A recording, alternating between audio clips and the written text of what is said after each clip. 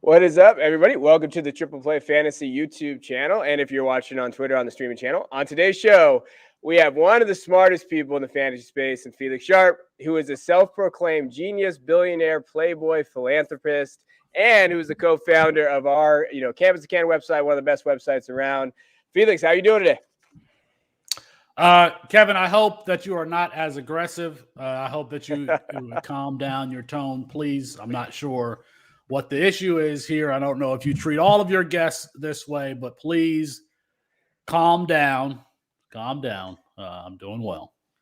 Good. Hey, I'd like to have you on. We're going to come the anger is seeping out of your pores. Everyone can see it, and everyone's talking about it. Okay. Hey, everybody. I know I'm the angriest man on Twitter and the angriest man in the space, but I like to have good people like you on. And hey, you know what? If the Bengals can do it, Felx, the Lions can do it. Just remember that we can have a Lions Super Bowl appearance at some point. I think the last couple of times I've talked to you, it's been about the Lions. And I think on the last show I was on with you, I told you that the Lions would have pick 32 because the Rams would be in the Super Bowl. And here we are. Here we are, and maybe that'll be a quarterback. But that's for another show. I don't want to bring you down. We're here to talk about wide receivers. So I brought my man Felx on, and what we're going to do is going to just go over our rookie wide receiver breakdowns and guys that we like. And I had to put an Ohio State guy on here. Me and Felx are Michigan fans, but I love me some Jarrett Wilson. And we just wanted to talk about some wide receivers and kind of go through what we see. We're going to talk about his process and all that. Before we do that, I do want to give a shout out to our affiliate, Fantasy Points. Great website. We appreciate everything that they do for us. Please check out their subscription page. Right after the Super Bowl, they're going to be giving definitely some promos for us. And so be on the lookout for that. So we wanted to just give a shout out to them. We appreciate them.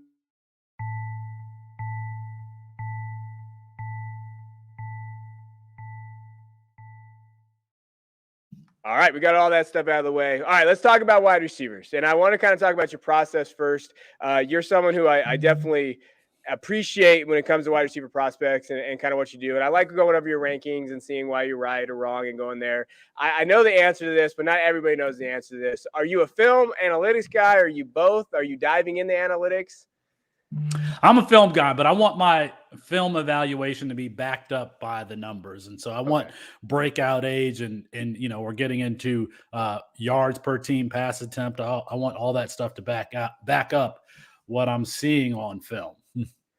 Okay. I mean, I'm a film guy too, but I do agree. I think that, with Campus to Can, with other things that we've seen, I think that you guys have good tools and measurables for what you look for in receivers. And I like to do that too. Shout out.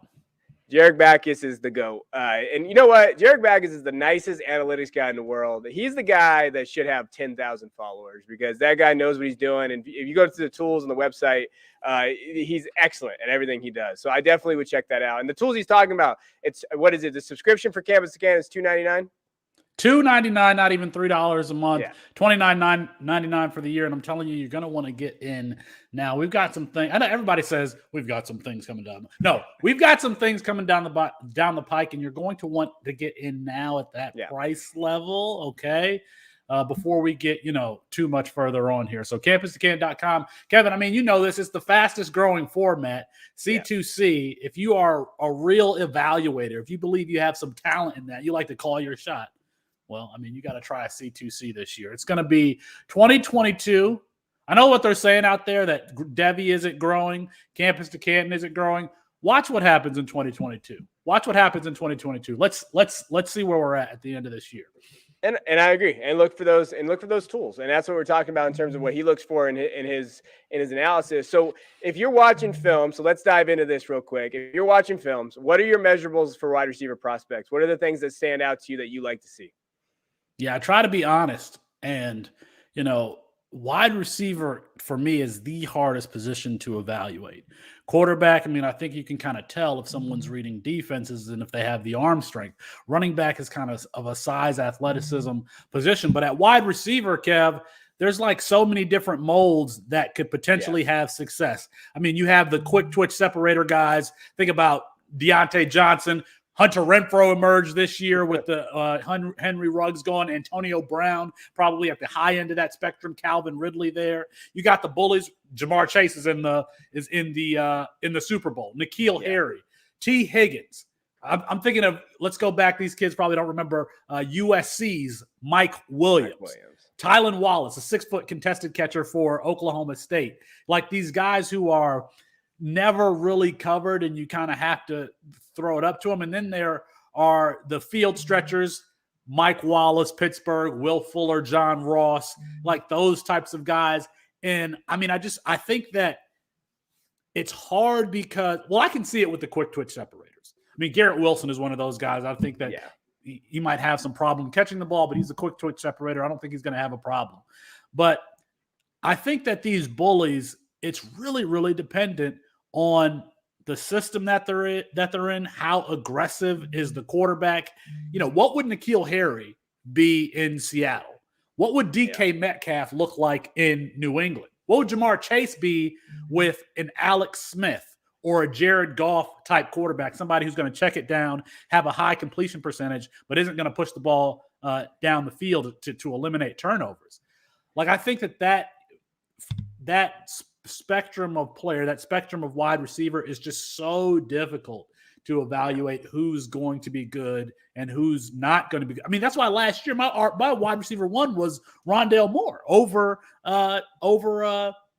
Jamar Chase, because Jamar Chase was noted to be that contested catcher, that bully. And I'm just like, man, when is the last time we've seen one of these guys actually have success? But there is an article out there by Jordan Reed, and I think I've tweeted it a couple of times, where he talks about the difference between Jamar Chase and N'Keal Harry specifically. And so, you know, I rely on that analysis and guys like Matt Waldman, yourself, like people are the analytics, quite frankly.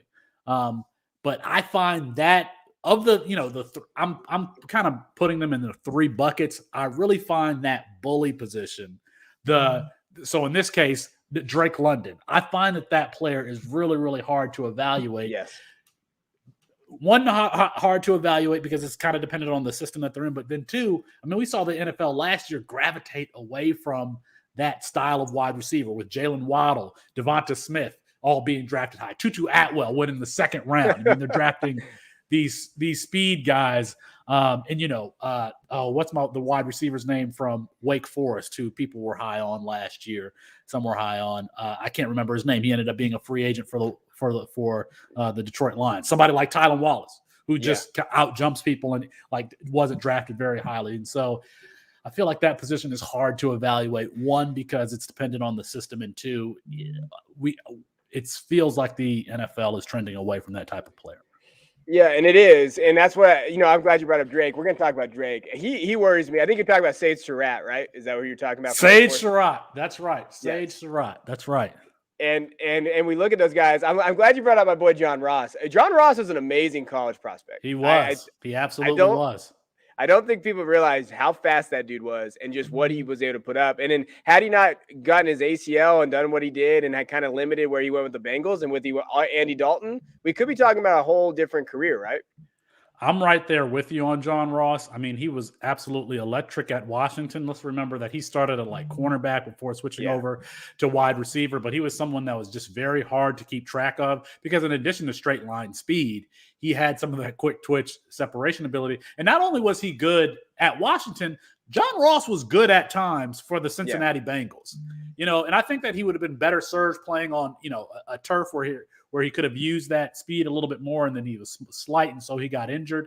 But it wouldn't surprise me if John Ross is still in the league 4 years from now. How long was Ted Ginn in the NFL with that speed? I mean, you would look around and like, dang, Ted Ginn is playing for who? The Carolina Panthers now? He's playing for the Saints. He stayed in the league, and I think that you're still going to see John Ross. I mean, I think John Ross had a wide receiver 1 week this year because he catches a long touchdown. So, he's one of those guys that I'll still have on the end of rosters. I saw a great tweet somewhere. I think it was Scott Fish. He said, every time I see Debo, it reminds me of Percy Harvin. And I was like, you know what? Damn it. I see it because you just think of what Percy did. Percy was so good. And he went to Minnesota. He had those injuries. And I think when we talk about wide receivers, I think we have to look into that and just know that, like, landing spot really matters for these guys in terms of where they're going to go and how they're going to correlate. And I think we always say with quarterbacks, but some of these guys are going to be landing spot dependent. Like, who's going to go to the Browns? Whoever goes to the Browns, I'm going to be worried about, right? Right. Kevin, I can't, I mean, I like telling stories. I can't let you say Percy Harvin's name without bringing up a story that Cam Newton told about Percy Harvin and them playing in an SEC interconference game where their offense was not doing well. This is the Tim Tebow, when Tim Tebow was the quarterback and Cam Newton, I think was a freshman on that team. And so was Percy Harvin. And the offense was doing well. Percy Harvin did not know the playbook that well. And on the sideline, they decided that they were going to run a jet sweep that they never ran before in practice. And they told Percy exactly what to do and essentially drew it up in the sand. And, he scores a 60-yard touchdown or whatever. So you can't let Percy Harvin's name be said without mentioning that story. I've seen that story. I've seen that with Cam, and they talk about just how amazing he was, and he just had the injuries. I think when Percy, he just couldn't in the NFL. It just, again, landing spot matters there. The one thing I do want to talk about before we get into your top five, and I promise everybody, we're gonna go to the top five and talk about where prospects that we have. For you, like for me, I had Waddle as my wide receiver 2 last year. I know analytics guys are worried about his college production.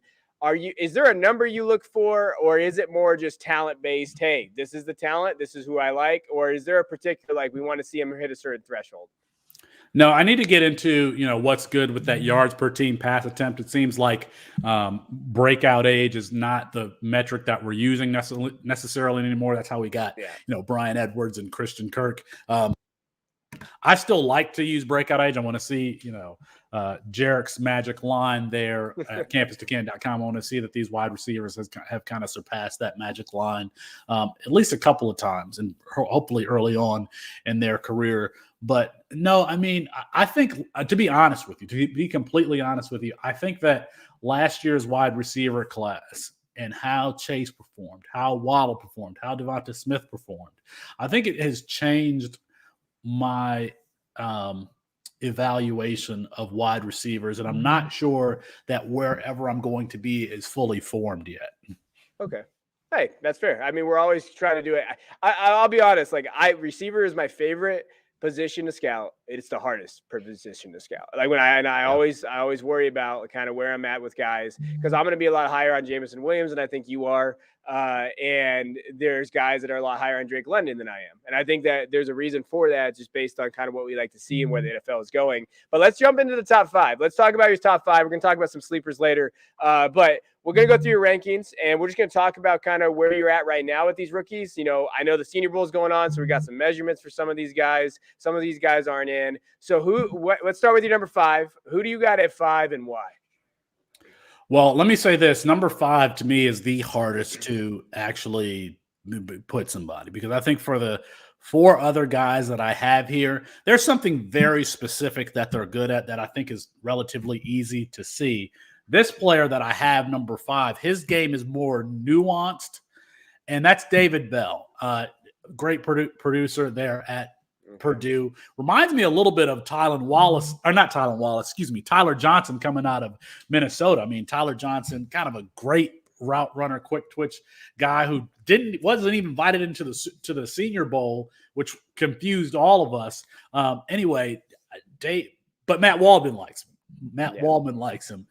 David Bell. But then when you watch and you see, he's got some of this stuff, but when he just tries to run deep, yes, he stacks his corner, but he just stacks them. It's not like he gets 2 or 3 yards of separation all the time.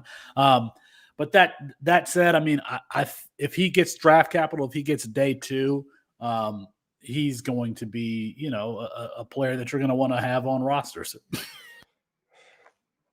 Yeah, so when I'm looking at, it's funny you mentioned David Bell. I actually have David Bell on the outside of 5, right around 6'7", and it's the contested catches, and I don't really feel like he has that yak ability. That he did okay at Purdue, when you saw him play, but there was times where he did good because there's just no one around him, and I don't know necessarily if he has that second level speed that we're looking for, depending on where he goes. Yeah. I don't think he has that, and I think he worries me a lot, but considering where value is right now, I think that unless you have some guys that love David Bell, he's probably going the mid-second round of Superflex drafts, and that's not terrible value for a player like David Bell. No, I agree with you. I agree with kind of a more well-rounded player than being good at any one particular thing. Yeah, that's fair. I think that's there. I did see some have him at their wide receiver 8, and I think it just depends on kind of what you're looking for in your wide receivers. If you're looking for explosiveness and ceiling, I understand kind of ranking some of these guys ahead of Bell. Bell's pretty solid, but doesn't do anything amazing. But he's there. He just is sitting there. All right, so who do you have it for? Number 4 is Drake London. And I mentioned that these 4 guys, they kind of have very clear skill sets and defined roles.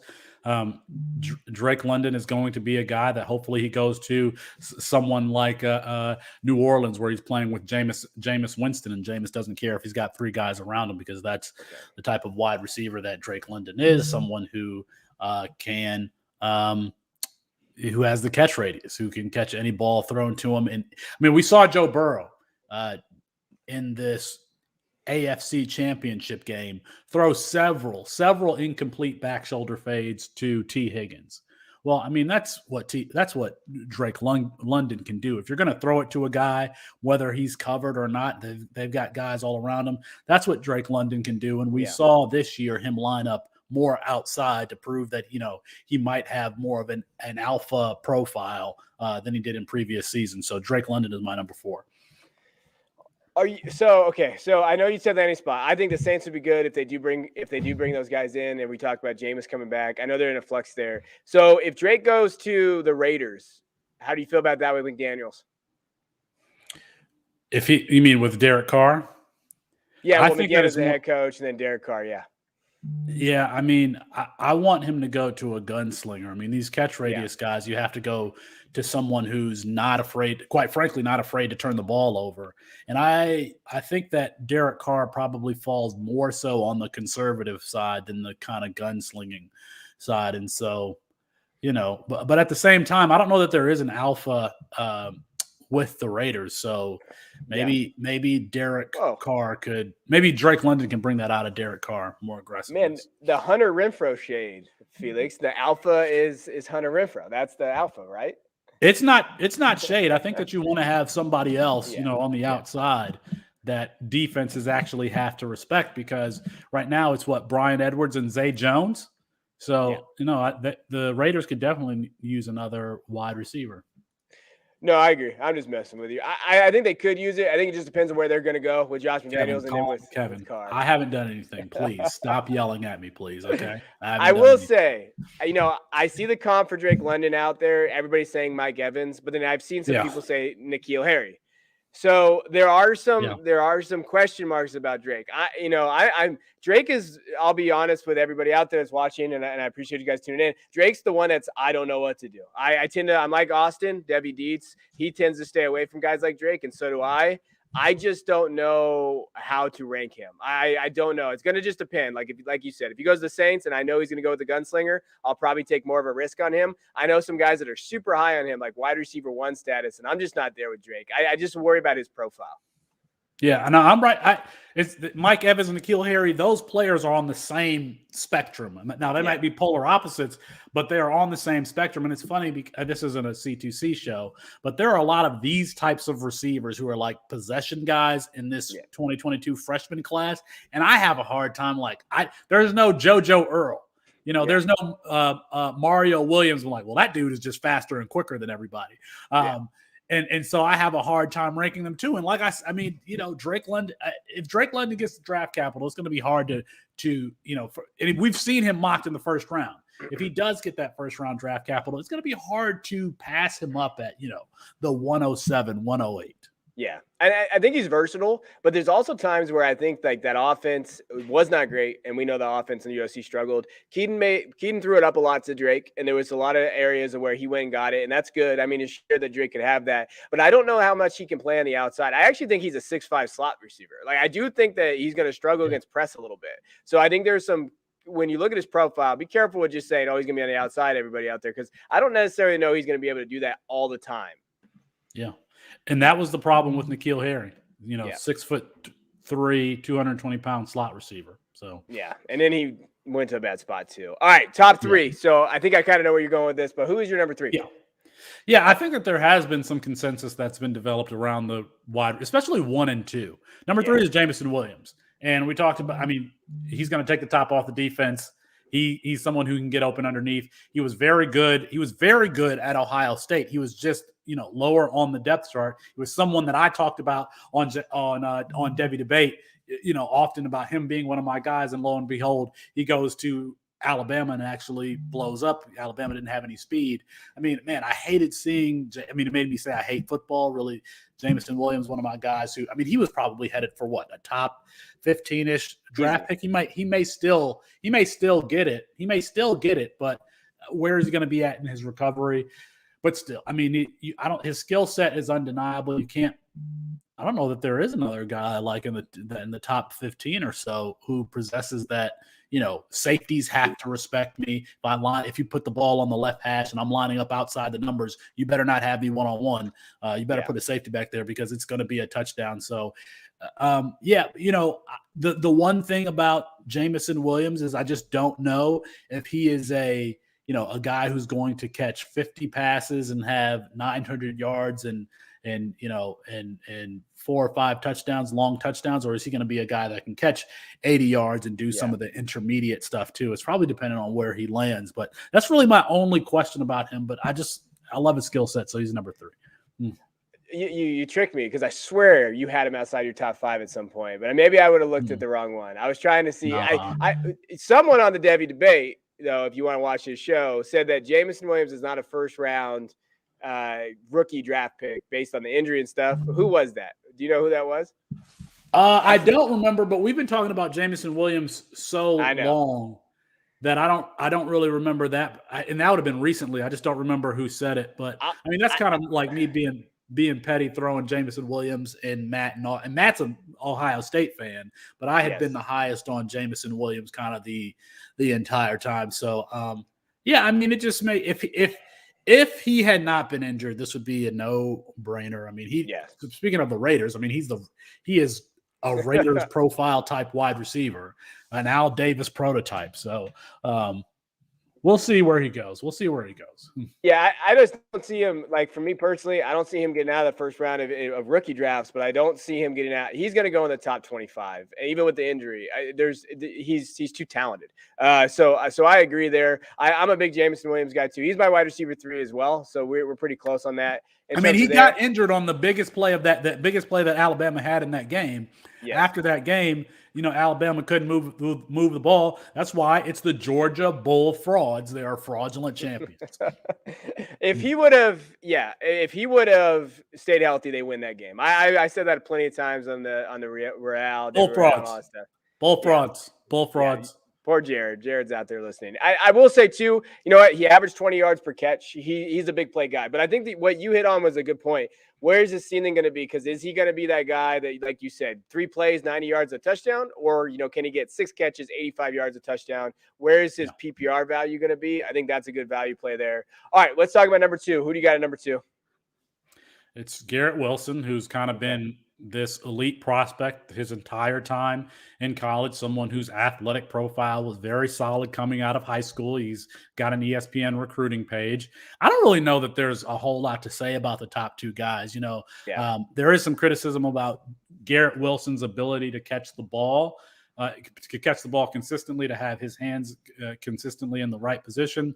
But I don't know. I think that he's going to be fine. He can kind of do a little bit of everything. And I don't know that he is as quarterback dependent as other guys because of his versatile skill set. Where did that come from? Because I've seen this too. I see it like recently. I got yelled at by the ball blast. I know where it came from. I don't want to say. But okay, so stop yelling at me, please. Again, I just don't understand where it came from because I got yelled at because I said, "Hey, I've never seen him drop a pass in traffic." If you look at what he did in Michigan when he mossed the guy on the sidelines, like I've never seen Garrett Wilson have a concentration drop, especially his last year, maybe 2 years ago. But this last year, he was solid. Well, I'll tell you after the show. Okay. All right. It's weird how these narratives happen. To me personally, I think he has one of the best hands in the air, and I think that he's the safest play. I think the big thing for me when I scouted him going into last year, I said, hey, Garrett Wilson might be as good as we already see. So like his ceiling may be capped a little bit just based on this is who he is as a prospect. He's pretty well defined. He has one of the best wide receiver coaches in the country in Heartline. Like, this is who Jarrett Wilson is. I think Burks, and you mentioned, Trey Burks is going to be number one, obviously, Traylon Burks. I think that he has a huge ceiling, but, he's got some route running things he's got to work on. I think he can be limited there in terms of his route tree, but I think that had more to do with Arkansas's terrible offense than it did with Traylon Burks. I think that they struggle getting him in places to succeed. Do you have so is Garrett and Trey close to each other, or is it a little bit of a separation for you? I got Skye Moore number one. Kalamazoo stand up. So, no. Are they close? Yes, they are close, but they're so different because Traylon Burks is more so on that bully profile that I said I have a hard time evaluating. But he is such a good athlete. He is such a good athlete, and he has been good for so long. It's hard not to keep him number one. I mean, I think he had like 115 yards rushing this year. He returned punts as a freshman. He's got the 5X hands, so he shouldn't drop the ball. And then when you see him get in open space, I mean, those are some long steps, and he gets up to top speed very, very quickly. So I have to put Burks number one because his ceiling is just ridiculous. Yeah. His ceiling, I mean, he could be someone who has 1,400 yards receiving and 15 touchdowns. You could absolutely see that with Traylon Burks, and he's young too. I mean, well, actually, I don't know his name. I mean, he's an early declare. I mean, I'm assuming that he was a regularly aged freshman, so he should be around 21 years old. So yeah, I mean, his ceiling is ridiculous. So he's going to be number one, and I think in some Superflex leagues, Traylon Burks will be the number one draft pick. I mean, I think we saw this with Corey Davis. I think we saw this with N'Keal Harry. Man, it hurts to hear those names as being players who are wide receivers who are being taken number one. But there's going to be some leagues where Traylon Burks is the first overall draft. Well, I'm glad you said that because we got shitted on by some people that believe Superflex you have to take a quarterback at the 101. I think that's wrong. I think you take best player available in terms of your leagues. I mean, unless you absolutely have to have a quarterback. But with this quarterback class right now, I don't even know if there's just too big of a risk for me unless we see Malik and these guys get draft capital that we want to see. Sure. But even then, I'm taking Jarrett Wilson or Burks right now as my 101. I don't think that's a hot take. Yeah, no, right. I agree with you. I think he has a ridiculous ceiling. And what's weird is seeing him not being the first or second wide receiver taken. I mean, some mock drafts still have Jameson Williams going ahead of him. Some mock drafts still have, Chris Olave and Jarrett Wilson going ahead of him. I don't see Chris Olave going ahead of Traylon Burks.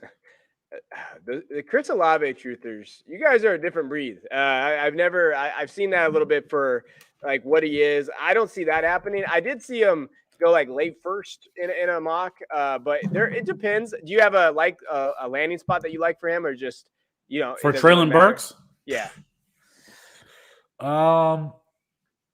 Man, I would love to see him and Sam Howell in Detroit. I would love to see that. Sam Howell apparently going to go in the second round. I would love to see Sam Howell with Traylon Burks in Detroit. If Detroit gets Sam Howell at the end of the first, that's ridiculous. I just want to point that out, everybody out there. All right, so those are your top five. That's for Felix got right there. So he's got David Bell, Drake London, Jameson Williams, Jarrett Wilson, and then Traylon Burks there. We're going to go through real quick before we get out of here, and I definitely want to talk to him about some rapid-fire questions real quick. We have some time. So if you had to pick a bust from this class, a guy that you're a little worried about, that, hey, if he's on the board, you're going to be concerned drafting him in your rookie drafts, who are you picking? How about Justin Ross? I mean, if we're talking about C2Cs, if I have Justin Ross on my team right now and he has any sort of value, I'll probably take just about anything for him. I don't know that he was good after coming back from almost a career-threatening injury. So Ross would be like a guy who's a little bit deeper. And then quite frankly, if David Bell doesn't make it, I'll be like, okay, all right, I could see that because I don't know that he is necessarily elite at what's he going to hang his hat on as a player in the NFL. So Ross has no value to me whatsoever. And I'll be surprised if he, quite frankly, if he's drafted before day 3, if he's drafted before the 5th round, that'll be a shock to me. But then of the, higher ranked guys, I'd probably say David Bell. Okay. Yeah, no, I mean, Ross, when I look at Ross, people forget after his freshman year, he really struggled his sophomore year with a lot of things. And there was some question marks in his profile before the neck problems and all the surgeries and stuff like that. I agree with you there. I think I know the answer to this next one, but I'm just going to ask it anyway. Who's the biggest sleeper of this class then out of your top Well, five? Skye Moore is not a sleeper anymore. No, so it's not Skye Moore because everyone is kind of up on him. They're looking at, his breakout age and, his versatility and what have you. So it's not Skye Moore. We have to dig a little bit deeper. And what about Slade Bolden? The slot wide receiver who had a year left and is going to is going to be an early declare. And I'm guessing that I feel like he may have gotten pushed out by Nick Saban, but I mean, we laughed when we picked up Hunter Renfrow in the fourth round of our dynasty rookie drafts. Why not Slade Bolden? Okay. Now, hey, I think he did get pushed out. If we're being honest with Slade, Saban said, "Hey, it's time to go." I got a name for you. What is your opinion of Charleston Rambo from Miami? Because I like Charleston. Yeah, I mean, so we don't have to worry about what his role is going to be because he's going to take the top off the defense. Yeah. What he did at Oklahoma, what he did at Miami for Tyler Van Dyke. I don't know. I'm trying to look at these wide receivers right here. It's easy to pick these guys who have a thing that that they can do. You know what I mean? Like it's easy. Like, well, if I get Charleston Rambo, he's probably going to score 3 or 4 long touchdowns. Hopefully this season and develop a role and maybe turn into something where he can be more consistent. So yeah, I mean, I like him. I don't know what you're thinking he could ultimately be, but I just see him as a sporadically used field stretcher. Do you think he could be? I mean, he's also very thin. I mean, he's very light. So I don't know if you think he could be something more than that. Oh no! I mean, we're talking sleeper. I mean, fourth. Can he be like a Ross guy that has like those breakout games that you can have as a bench depth or whatever? I do know that Rambo. I wrote a big thing for Fantasy Pros for the Shrine Bowl. He is killing it in practice right now. Like they're talking about Rambo as being the number one guy out there. So if we're talking about, I guess he's been really good in drills. He's looked great in route running, and he's one of those things that's caught everything his way. He was with your boy Van Dyke at Miami this last year, and a big reason why that he excelled is because he had Rambo, and Rambo broke all the records. He actually broke the most reception records at Miami, which is not they had good wide receivers coming through there. Andre Johnson, Santana Moss, Reggie Wayne. Yeah. I mean, I would say so. They've had some dudes. And so when you're looking at like Rambo, what he's able to do, I like Rambo, but I think, when you're looking at those guys, you're right about going over the top. Like when we're looking at sleepers, I just get mad because Skye Moore is supposed to be a sleeper, damn it. And now everybody's talking about Skye Moore, and I think he's now overvalued, right? He's getting a little overvalued. I think he's probably becoming more appropriately valued. Same for Wan'Dale Robinson. I mean, I would say that those guys are probably should have been, ranked appropriately. I mean, look at where Dwayne Eskridge went. Speaking of the NFL valuing speed, look at where Dwayne Eskridge went. Yeah. He was kind of like a flash in the pan a little bit. Skye Moore has been someone who's been good for a while, wearing that number 21 jersey, 22 one for Western Michigan. The stairs that I used to. 24, that's right, 24. Yeah, I used to run those stairs in Kalamazoo in the summertime before they were a big program. That stadium was just open, and it was very, very hot in there because that field would get hot. You could run the stairs there at Bronco Stadium. Or Waldo Stadium. I think it's Waldo Stadium. I think that's what the name of it is. Waldo, man. You're aging yourself a little bit, Felix. All right, so let's let me age myself even more. And I know you're trying to make this all short, but I like telling stories. That's fine. Go ahead. We got time. The current head coach at Western Michigan University, Tim Lester, when I was playing Rocket football at Northside Rocket football with those red and white jerseys, I was probably 8 or 9 years old. Tim Lester was the quarterback, and he would be throwing passes to Steve Neal from Benton Harbor. And I remember that because when the cheerleaders would score a touchdown, the male cheerleader would run around with the flag, and they would run very close to where we were sitting, and we would grab the flag because we were bad and we were Bay-Base kids. So look at you. Look at this old time story. I like this. You need your own show on Campus the Can of just Felix's story time. And I think that's a good YouTube channel. I do. Yeah. All right, let's rank these last guys because there's a couple guys I definitely want to talk about too. So if you had to rank the following prospects, and I'll say it slow and I'll kind of go over it, where would you rank them at being, hey, out of these four, he's my number 1, 2, 3, and 4. So we got George Pickens, Georgia, John Mechie, Alabama, Jalen Tolbert, who did not weigh in great today, and so I want to preface that. It's the Senior Bowl weigh-in and height. What did he weigh in at? I'll look it up as we talk about it. It was not amazing. And then also, and I think he's an inch shorter, 2 inches shorter. And then Jahan Dotson. So I know some people really like Dotson. I'm kind of in the middle on Dotson. So Pickens, Mechie, Tolbert, and Dotson. Who would be your 1 in that group? I think Dotson would. Okay. And then Mechie, I think, would clearly be last. And I don't know who I would have between George Pickens and Jalen Tolbert. So, I mean, George Pickens is like in 1998, George Pickens would have been a first-round draft pick. I mean, that is what he is, essentially Des Bryant. He is Justin Blackmon, that type of wide receiver. Again, I don't know if the NFL values that skill set.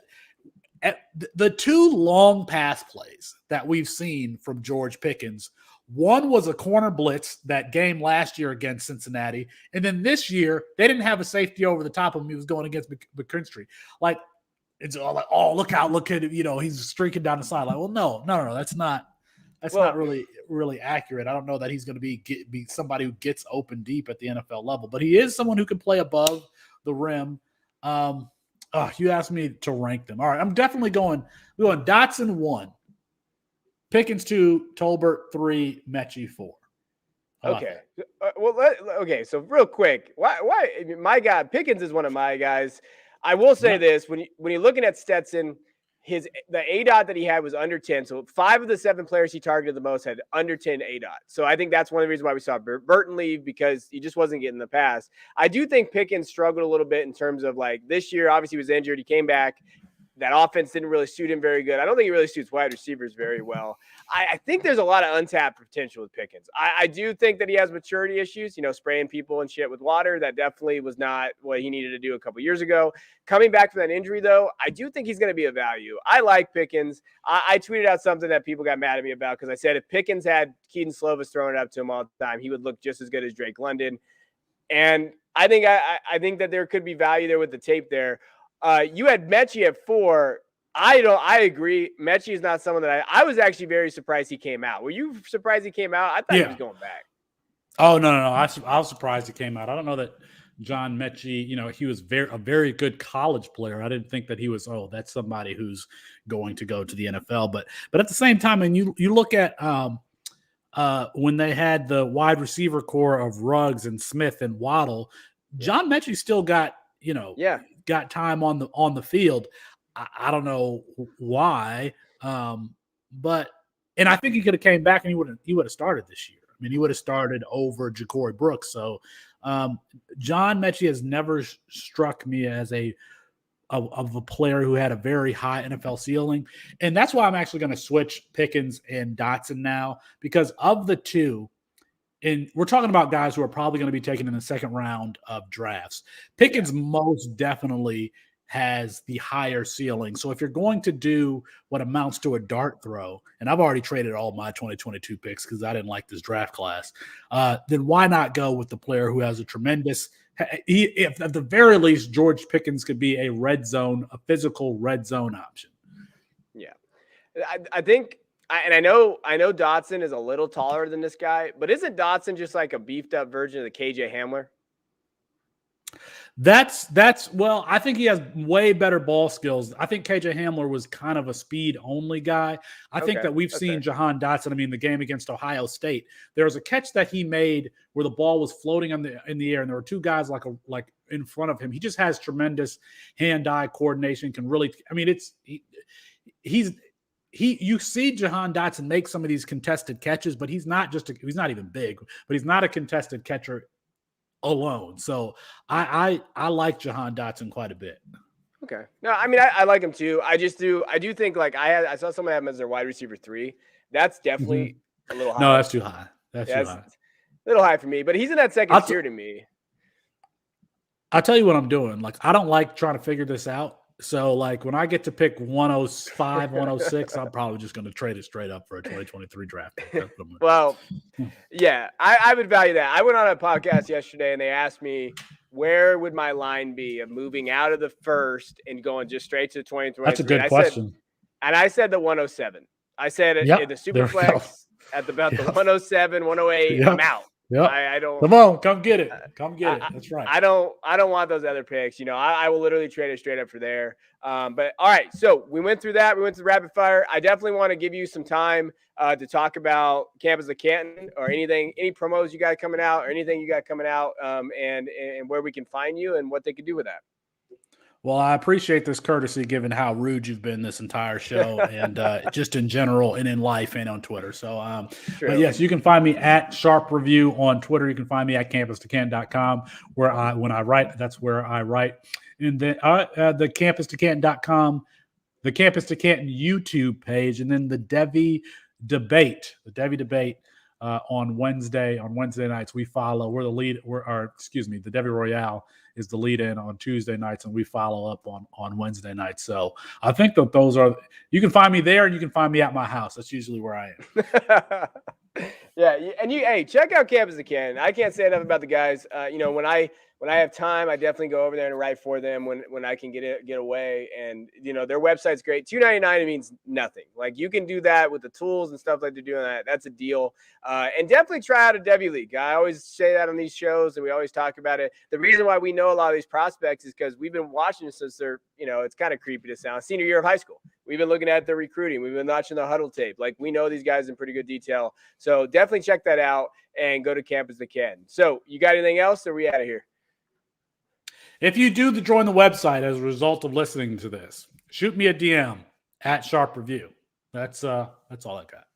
All right. So if you're watching this at any point, shoot him a DM to join the website. Say, hey, I came there, and then he'll we'll see what he can do for you. So I appreciate everybody that tuned in tonight.